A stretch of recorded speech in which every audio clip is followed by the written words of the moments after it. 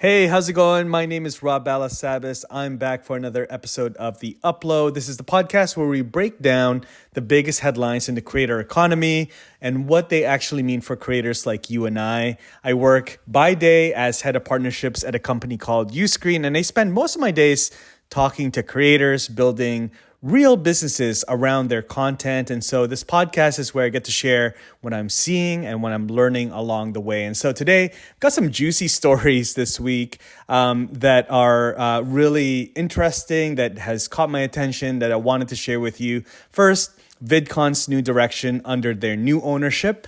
Second, I want to talk about a very creator-friendly update from Instagram. Third, some underrated but powerful iPhone and AirPod features that are coming out. And yes, the fourth one is actually a brand called Lowe's, if you're familiar, is building Beast City with Mr. Beast. And so let's get into it. All right, so first up, VidCon. I'm actually going to be at VidCon next week. I'm going to be there representing Uscreen. I'm going to be moderating a panel. We're going to be co-hosting a creator mixer. We're going to be doing a couple of dinners and lunches with our new CEO. Allison is going to be with me there on the ground. And I'm going to be drinking a ton of coffee because I'm going to be having a bunch of coffee meetings that we've lined up here for the 2 or 3 days that I'm going to be in town. So you may have heard, though, that it's under new management again. Informa, which is a company known for Fan Expo HQ, which is a massive, massive conference. And events like Toronto's Comic-Con, which now owns VidCon. And so they're calling VidCon 2025 the quote-unquote Super Bowl for creators. And so here's my take. VidCon's been struggling a little bit to find its identity. Since the early YouTube days, it was the event. But with newer, more business-savvy events like Vid Summit and Creator Economy Live popping up, VidCon has felt a little lost, in my opinion. There's more meet and greet and less monetization.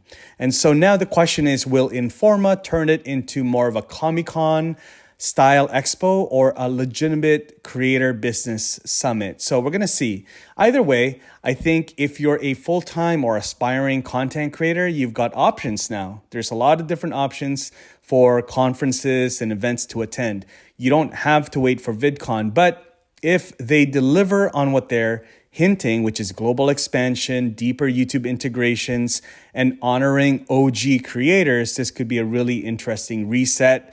Either way, if you're going to be going to Anaheim next week, let me know. Would love to connect with you. All right. Second, Instagram. Instagram just quietly dropped a teleprompter tool inside the app. So for the Reels and short form creators, this is a huge game changer. You can now write or paste in your script and have it scroll as you record. It keeps your energy up. It avoids those awkward pauses, which I'm very familiar with. I'm trying to pause there, and helps you look way more polished, which is always going to be really good. So also voice effects, clip trimming, safe zones. Instagram is clearly trying to reduce friction for creators to shoot and edit all within the app. Less jumping around, less overthinking, and more shipping new content. So if you've been sleeping on Instagram for content, this is your sign to test it out again. All right. Third, let's talk about WWDC. Apple dropped a bunch of updates. If you're an Apple person like me, you're very much tuned in. But here's what stood out to me specifically for content creators. First, live translation in messages and FaceTime. You can now do cross-language interviews or collabs in real time, which is huge for creators building global audiences. Second, AirPods as camera remotes. This is low-key brilliant.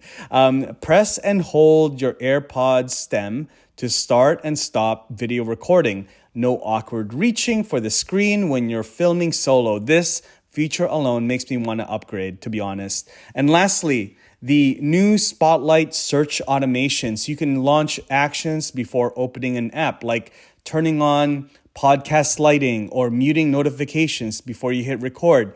It's those little things that add up when you're creating content every single day. And so I think Apple is clearly making subtle but smart moves for creators, and I'm definitely here for it, especially an Apple guy like me. All right. Now, here's the last and quite wild one in a good way. Lowe's which you guys are hopefully familiar with this brand, Lowe. Lowe's just launched the first ever home improvement creator network. Home improvement creator network. Kind of makes me think of Tim Allen and I forget his name, the guy that's on the Behind the Fence. If you guys grew up in the 90s, you know what I mean. And they're partnering with none other than Mr. Beast. All right, Jimmy himself. So he's building Beast City 2.0 for the new season of Beast Games, and Lowe's is their exclusive partner. Makes so much sense, right? Here's what this means for creators. Even traditional brands are finally getting it, which is kind of a sign and a signal that it's kind of mainstream now. They're not just sponsoring creators, they're building systems to support them. Commissions, storefronts, product samples, even project funding. 17,000 creators are already enrolled into the creator network, into the home improvement creator network. So if you're in the DIY or lifestyle space, or even just looking for creative brand deals, take note of this. Brands are moving beyond traditional ads. They want community-driven stories. They want creators who can connect and convert. I think we'll see more of this soon from brands outside of the typical fashion and beauty verticals. Everyone's trying to figure out how to build their own version of Amazon's influencer or Shopify's collabs network. All right, so that's what I've got for you this week. If you found this episode helpful, here's how you can support this podcast. First, hit subscribe on whatever app you're listening on. Second, leave a quick rating or review. Really helps more creators find the show. And finally, hop on my weekly newsletter. All right, it's where I share even more creator economy highlights and insights, trends, opportunities, and you'll find the link to that in the show notes. And thanks for hanging out with me. Thanks for hanging out with me on The Upload. Stay creative, stay consistent. God bless you guys, and I'll catch you in the next one.